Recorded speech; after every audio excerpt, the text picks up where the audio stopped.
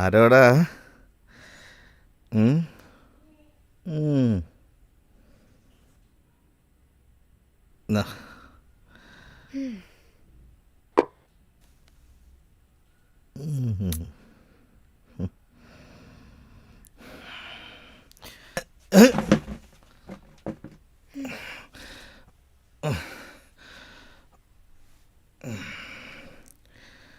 പരീക്ഷയ്ക്ക് തുടങ്ങല്ലേ? ഇനി എന്ത് പരീക്ഷ? റിസൾട്ട് വരാറായി. നന്നായിട്ട് എഴുതിയിട്ടില്ലേ? പാസ്സാവോ? എപ്പോഴും പോണോണ്ടുള്ള കളിയാണല്ലോ.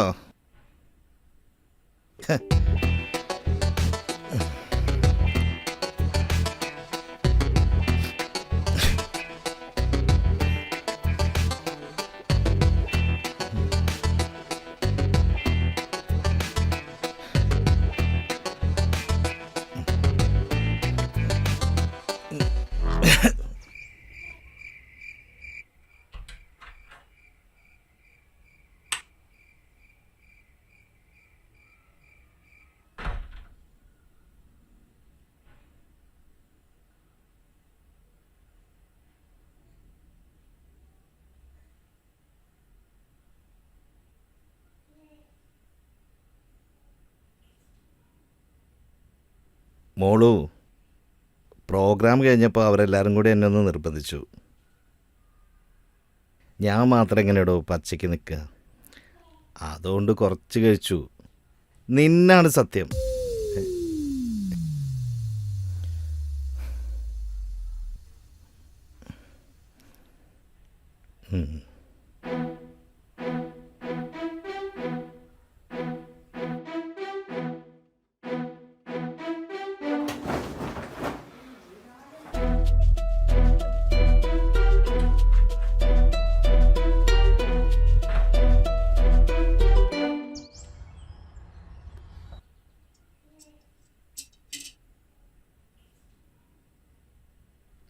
ഇന്നെന്താ ഇവിടെ ആകപ്പാടൊരു ശ്മശാന മൂകത?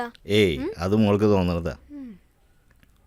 പിന്നെ അച്ഛൻ ലയൺസ് ക്ലബ്ബിൽ വെച്ച് നടത്തിയ മദ്യപാനത്തിനെതിരെയുള്ള പ്രസംഗം ഉണ്ടല്ലോ, ഓർമ്മയില്ലേ? അത് വൈറലായിട്ടുണ്ട് കേട്ടോ. എന്റെ കൂട്ടുകാരൊക്കെ വിളിച്ച് അഭിനന്ദനം പറഞ്ഞിട്ടുണ്ട്.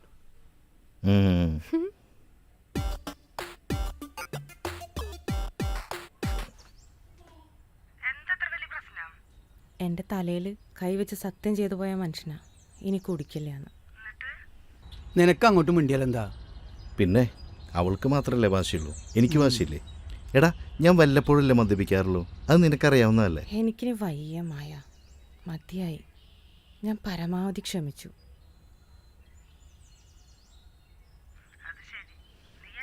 എനിക്കറിയില്ല എന്താവും, എനിക്കൊന്നും അറിയില്ല.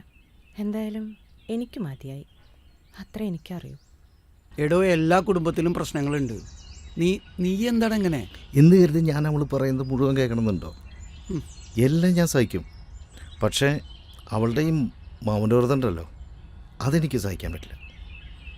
ഒരു കാര്യം ഞാൻ ഉറപ്പ് തരുന്നു, ഇനി മദ്യപാനം അതില്ല, ഞാൻ നിർത്തി.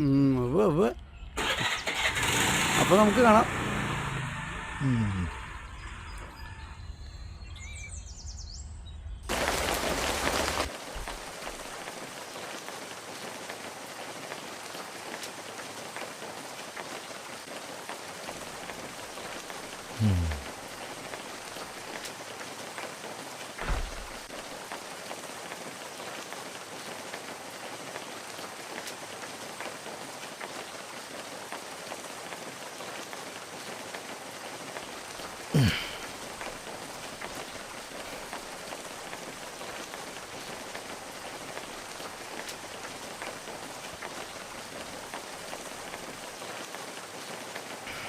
ആഹാ, ഇന്നും ഇവിടെ തന്നെയല്ലേ?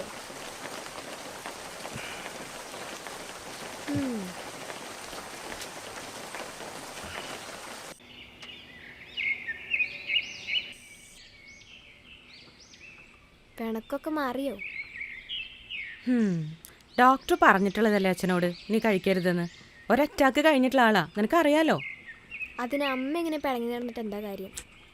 പിന്നെ ഞാൻ എന്ത് ചെയ്യണമെന്നാ നീ പറയണേ? കെട്ടിപ്പിടിച്ച് ചോദിക്കണോ ഇന്ന് എത്ര പെഗ് കഴിച്ചു എന്ന്? അച്ഛൻ അറിയപ്പെടുന്ന ഒരു എഴുത്തുകാരനാന്ന് അമ്മയ്ക്ക് അറിഞ്ഞൂടെ? അത് മറക്കും. അതൊക്കെ എനിക്കറിയാം. പക്ഷേ അച്ഛൻ്റെ ശരിക്കുള്ള സ്വഭാവം നമുക്കല്ലേ അറിയൂ. ഒരു ദിവസം ഞാനിത് എല്ലാവരോടും വിളിച്ചു പറയും. നീ നോക്കിക്കോ. അതെ, നിന്റെ പെണ്ണ് പറഞ്ഞതിൽ യാതൊരു തെറ്റും എനിക്ക് തോന്നുന്നില്ല കേട്ടാ. എടോ ഇവനിപ്പോ ഡീസന്റാ, ഇവനിപ്പോ കള്ളുകൂടിയൊന്നുമില്ല. എനിക്ക് തോന്നുന്നില്ല. നിക്ക് ഡാ, നീ എന്ത് വർത്താനാടാ പറയണേ? ഞാനൊരു കലാകാരനല്ലടാ. അതിന് വല്ലപ്പോഴും ഒന്ന് ക്ലബിൽ ചെന്നിട്ട് ചെറുതായിട്ട് 2 അടിച്ചിട്ട് ഒരു കമ്പനി കൂടുന്നതാണോ മദ്യപാനം എന്ന് പറയണേ? എടോ താൻ നമ്മളെ പോലുള്ള ആളൊന്നുമല്ലല്ലോ. എടാ, നിന്റെ ആരോഗ്യം നീ ആദ്യം നോക്ക്. ആരോഗ്യം ഉണ്ടായാലും നന്നായിട്ട് എഴുതാൻ പറ്റുള്ളൂ. നമ്മുടെ പോലല്ല, അതുകൊണ്ടാ പറഞ്ഞത്. ഡാ ഡാ പോവാ നോക്ക്.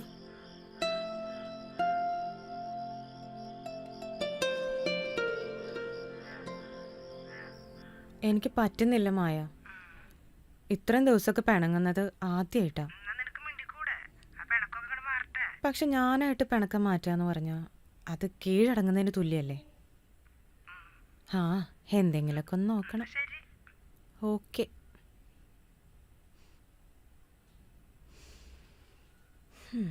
അവളൊരു പാവാടാ. നാണം കെട്ടാലും വേണ്ടില്ല. ഇന്നും കൂടി ഞാൻ നോക്കും. ഇല്ലെങ്കിൽ ഞാൻ കീഴടങ്ങൂട്ടോ. അവൾ വരുന്നുണ്ട് തോന്നുന്നു. ഞാൻ പിന്നെ വിളിക്കാട്ടോ.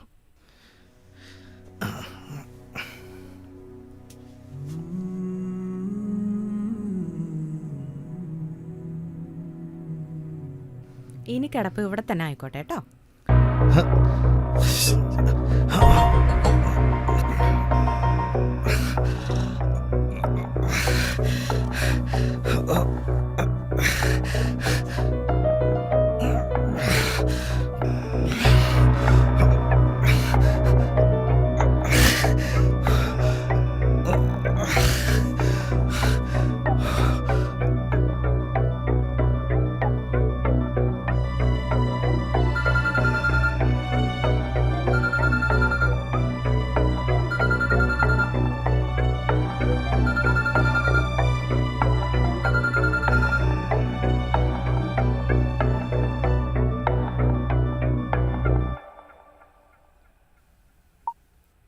ഏയ്, വേണമെങ്കിൽ ഇവിടെ ഒന്ന് കിടന്നോട്ടെ.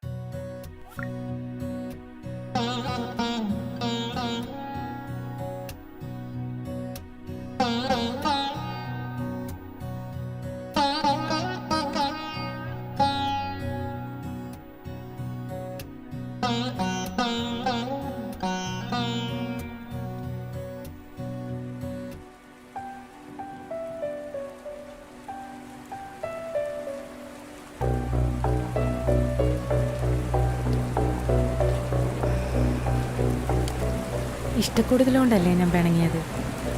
നിങ്ങൾക്ക് എന്തേലും പറ്റിയാൽ ഞാൻ എങ്ങനെ സഹിക്കും?